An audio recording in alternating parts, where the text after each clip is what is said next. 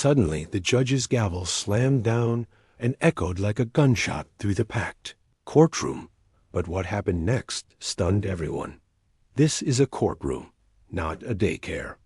Judge Ronald Barkley roared, pointing his gavel directly at the teenager standing at the defense table. The boy couldn't have been more than 17. Slender, calm, dressed in a plain suit 2 sizes too big, his hands clasped behind his back like a soldier at attention. The crowd of attorneys, reporters, and spectators whispered with contempt. Some chuckled.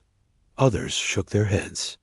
A biker sitting in the front row with a tattooed neck suddenly slapped the table, laughing, "Yo, this lil punk thinks he can argue law?"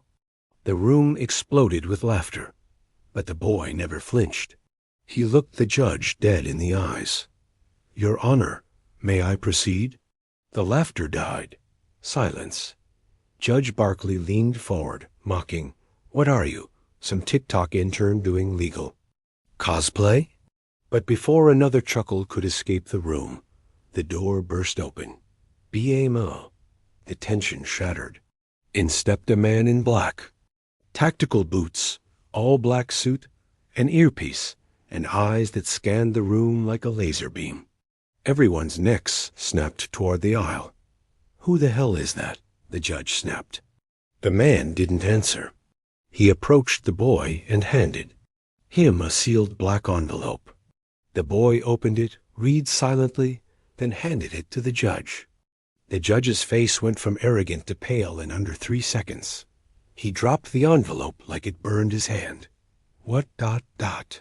What is this?" he stuttered. The boy's voice was quiet, but cut through the air like a blade. "That, Your Honor, is federal clearance. I'm not here as a student. I'm here as lead defense counsel." Silence. Complete and total silence. The biker's jaw dropped. One of the court clerks gasped. And somewhere, deep inside the system, fear was beginning to spread, because this wasn't just a courtroom prank. This was the beginning of something much, much bigger. The courtroom doors hadn't even closed behind the stunned onlookers when Judge Barkley ripped off his robe and stormed into chambers, his hand trembling as he held the sealed document. Outside, chaos rippled across the courthouse like wildfire. Reporters were already shouting into microphones. Social media exploded with hashtags like #TeenLawyer and #CourtroomReckoning. But inside the courtroom, the silence around the boy was unnerving. The biker who had laughed earlier now sat stiff, eyes wide, as if staring at a ghost. The defense table, once seen as a joke, now felt like a war command center. The teenager, whose name hadn't even been spoken yet in court, calmly sat down, opened a thick leather folder, and started flipping pages while murmuring quietly to himself. A young clerk leaned toward a prosecutor and whispered, "Who is he?" The prosecutor, red-faced and sweating, responded, That kid's name is Elias Ward. I thought it was a prank. He's not even on the state bar. But that clearance, that's federal. That's Black Cobra level. That name, Black Cobra, it wasn't just any agency. It was whispered in federal circles, feared in international law, and known for training operatives, not with weapons, but with words, logic, and the ability to manipulate systems like puppeteers. The courtroom murmured with tension. Elias stood. Again. "Your Honor," he said firmly as Judge Barkley returned, his eyes twitching with something no one had ever seen from him before. Doubt. "I would like to proceed with the suppression motion." The judge's voice cracked. Motion ... granted. And that moment marked history, because what followed wasn't just a legal argument. It was a masterclass. Elias walked to the center of the courtroom without a single note in hand. "Ladies and gentlemen," he said, "you were told my client, 26-year-old Samuel Briggs, broke into a government server farm. You were told he confessed. That evidence was overwhelming. That this is open and shut. But none of you were told that the so-called confession was recorded 42 minutes before the actual arrest, and that the entire process was illegal. You weren't told that the warrant used was backdated. And worst of all, you weren't told that the lead investigator in this case has been under internal review for planting digital evidence on more than one occasion. Gasps filled the room. Elias raised a flash drive. This contains unaltered data logs and internal email leaks. Every claim I make today will be supported not with speculation, but with raw digital truth. Judge Barkley tried to interrupt, but Elias had already handed the flash drive to the court technician. As the screens flickered on, showing time-stamped files, metadata, and a string of manipulated IP records, the entire court leaned forward. The prosecutors looked like ghosts. One of them knocked over his water. Elias's voice never rose above calm. If this was a fair trial, I wouldn't be needed. But this isn't about justice. It's about burying the truth beneath bureaucracy. And I don't bury things, I dig. Outside, hundreds now stood on courthouse steps watching live feeds. Former federal agents tweeted, "Who the hell trained this kid?" Retired judges whispered into phones, "Is Barkley losing to a teenager?" And somewhere, watching remotely, the director of Black Cobra leaned back in his chair, nodding. "Good, Elias, good." Back inside, the judge had no choice. The evidence presented is overwhelming and deeply troubling. The motion to suppress is granted. All confession evidence is inadmissible. Elias sat down slowly, as if bored. Meanwhile, the prosecuting attorney slammed his briefcase shut and stormed out. The biker who mocked Elias earlier now looked shaken, and the crowd silent. Everyone watching knew they had just seen something bigger than a win. They had seen a takeover, but this wasn't the end. Not even close.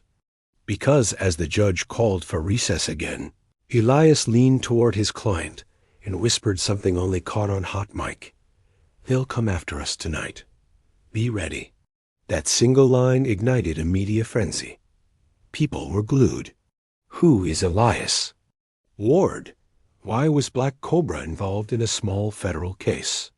Was this case a trap or bait?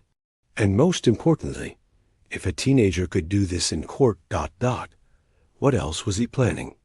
The air outside the courthouse was electric with tension. Reporters surged forward like wolves the moment Elias stepped onto the marble steps. Flanked tightly by the two Black Cobra operatives, Agent Crane on his left, a former NSA codebreaker with a stare like stone, and Agent Vera on the right, whose gloved hands twitched subtly at her sidearm. The crowd's roar felt like a stadium just before a riot. Microphones were shoved toward Elias's face, cameras clicking in machine gun rhythm, people shouting his name. But Elias didn't flinch, didn't blink. He just stared ahead, focused, calculated. His voice came low but deadly clear. Justice isn't a system. It's a fight, and I came here to win. The crowd erupted, half in awe, half in outrage.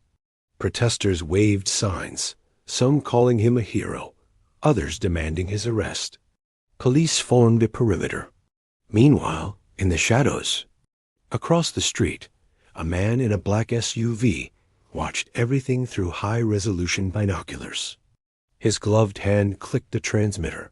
Confirm movement. Initiate tail. I want eyes on Ward at all times. But Elias already knew. As the SUV pulled away to follow him, he spoke without turning his head. You've got 5 seconds to lose. Them. I want the drop team ready. Crane nodded once, tapped his earpiece, and gave a single word. Execute. Just like that, the game changed. The next few hours unfolded like a cinematic thriller. As Elias was ushered into a decoy van, 2 identical lookalikes surgically altered. Cobra decoys took his place and drew the tail down a trap route into a secure lockdown district. Meanwhile, Elias and his real team were already deep underground, moving through an abandoned Cold War tunnel system beneath the city toward a forgotten archive vault. Why here? Vera asked, eyes scanning every corner with a soldier's paranoia. Because the judge isn't the target, Elias replied calmly. Neither is the court. They never were. The case is a front. What they're really hiding is proof of Project Helix. Crane stiffened. That's declassified myth. Elias looked up. Then explain why I found fragments in federal case files dating back 17 years, every one involving altered confessions, wiped DNA, and accidental deaths during transport. The silence that followed was heavier than the concrete walls around them. At the heart of this so-called courtroom drama was a silent war, and Elias Ward wasn't just fighting it. He was dismantling it from the inside. The team reached Vault C-13, a blast-proof steel room with a biometric triple lock. Elias stepped forward, pressing his palm against the scanner. A click, then a hiss. The door opened, and inside lay stacks of yellowed files, sealed case boxes, and one old steel locker chained with military-grade padlocks. Elias opened it slowly, revealing not papers, but VHS tapes. Actual tapes marked with dates, case numbers, and government seals. These, Elias said, are suppressed testimonies. Dozens of victims, all silenced. Every one of them connected to the same underground experiment, using juveniles in stage trials to cover real operations. Vera's voice trembled. This isn't just a corruption case. This is mass manipulation. Exactly, Elias said. And we're the first ones to ever have proof. He began loading the tapes into a hard case, while Crane set up the satellite uplink. Time was running out. Every second counted. Because someone somewhere knew what Elias had just uncovered, and they were coming to erase it all back on the surface. The court case was unraveling in real time. Prosecutors had vanished. The judge went into protective custody. News anchors stuttered on live air, unsure what they were allowed to say. The nation was waking up. And somewhere, in a luxury penthouse far above the chaos, a man in a white military jacket watched Elias on a screen. His face was expressionless, but his voice was death. Activate Ghost Protocol. Kill Switch Priority 1. The boy dies tonight. Across the city, sleeper agents activated. Power grids flickered. Cameras jammed. Phones died. And in the tunnels beneath, Elias looked up from the upload screen. They're here. Crane drew his weapon. Vera hit the lockdown switch. But Elias? Elias just picked up the last tape and whispered, "Let them come. I've waited 10 years for this." The lights flickered once. Then all hell broke loose. What followed was chaos wrapped in choreography. Agents in black dropped through ceiling shafts like shadows.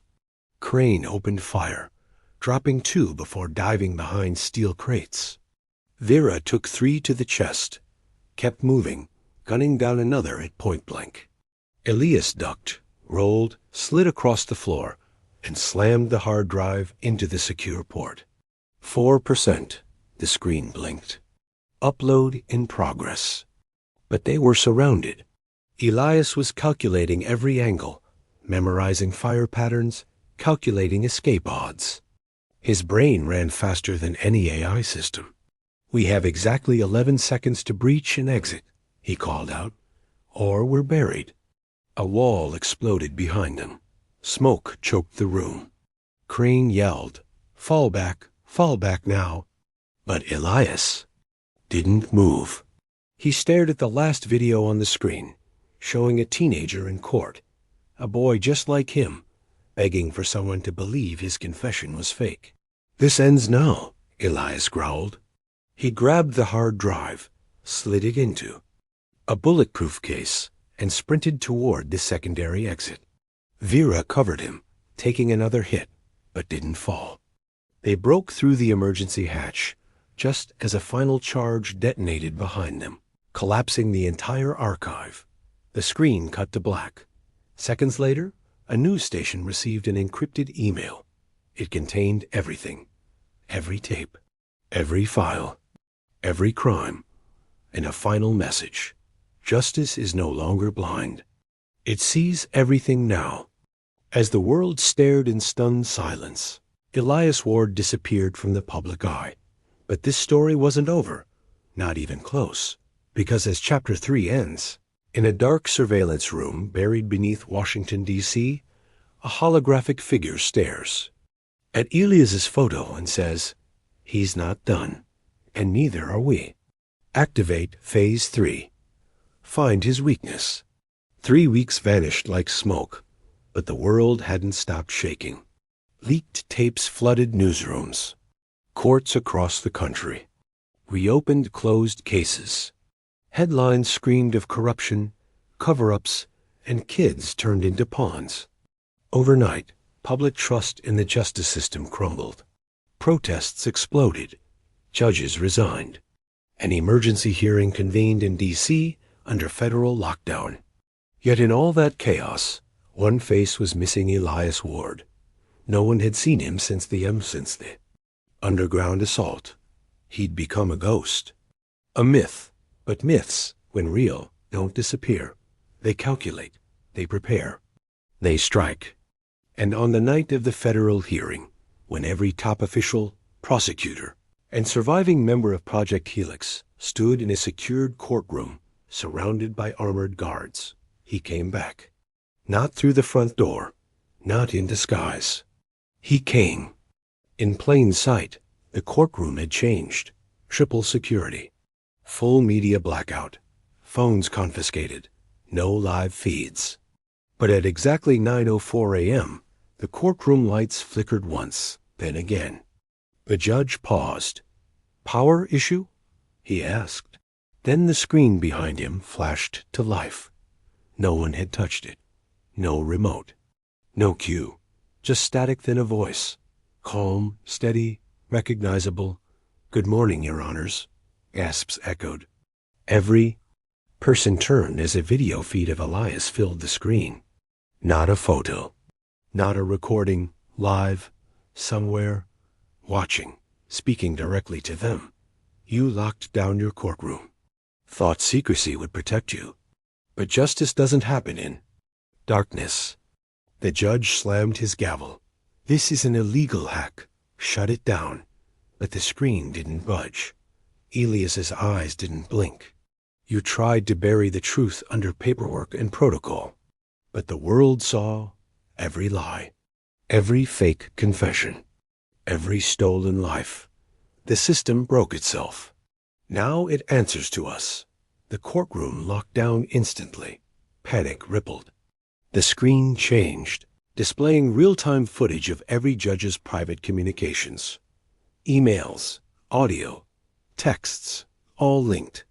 To Helix, project files, payments, death orders, cover-ups. Who is feeding him this? A prosecutor barked. Where is this coming from? But no one could answer, because the feed wasn't from a laptop. It was routed through over 60 servers across the globe, run by whistleblowers, former agents, rogue journalists. Elias had built a network of believers, trained them, armed them with knowledge, and today it wasn't just a broadcast. It was a trial. Outside the courthouse, crowds had already gathered. Giant projectors displayed Elias's face across buildings. Every word he said now echoed through megaphones in 40 major cities. I asked for truth. You gave me lies. I asked for justice. You gave me silence. I was mocked, humiliated, dismissed because of my age. But knowledge doesn't care how old. You are, and neither does the law. The screen split, showing pre-recorded testimony from every victim Helix buried. Some wept, some screamed, some showed scars. The final clip was Elias himself, years younger, in a juvenile cell, whispering into a vent camera, I'll come back for you. All of you. The world saw, and the world raged. Inside the courtroom, the judge screamed for system shutdowns. U.S. Marshals burst in. "Find him," someone shouted. But Elias's voice cut through again. "You think I'm hiding?" Then, from the back of the room, a door opened. Silence swallowed the room, and there he stood, Elias Ward, in person. No disguise, no weapon, just truth. "I'm right here." For 3 full seconds, the most powerful courtroom in America stood frozen. Elias stepped forward. "This isn't your courtroom anymore. This is mine." He approached the center. No guards stopped him. No one moved. Uncharging every member of this court under citizens' authority for conspiracy, obstruction of justice, and crimes against humanity. I bring evidence, testimony, and witnesses. Let the trial begin. The judge rose, red-faced. "You can't do this." But Elias turned to the crowd. "Watch me." Then the doors opened again, and in walked 30 people.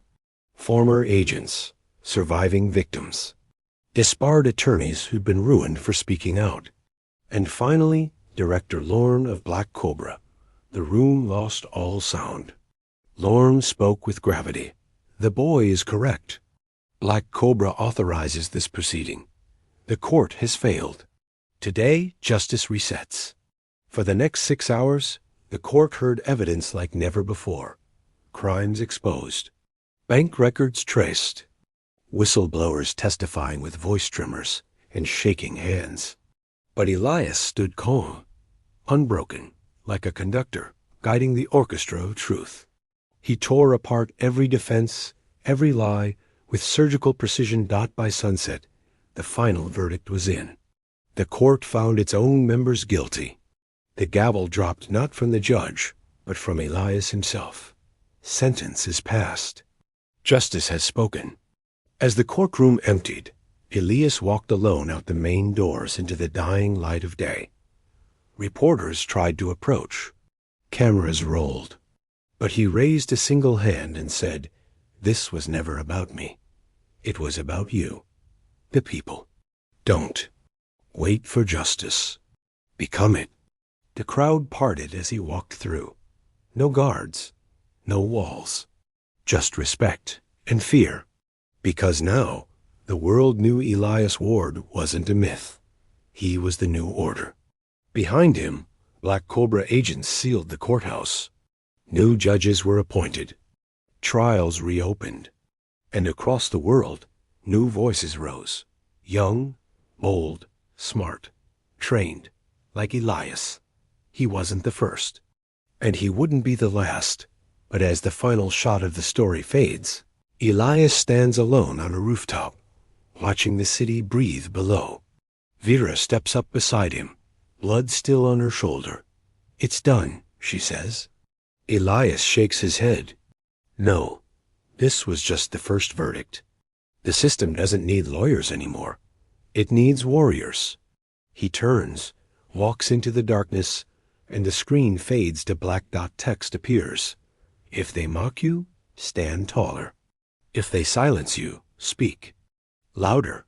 And if they bury the truth, be the one who digs it out." Elias Ward,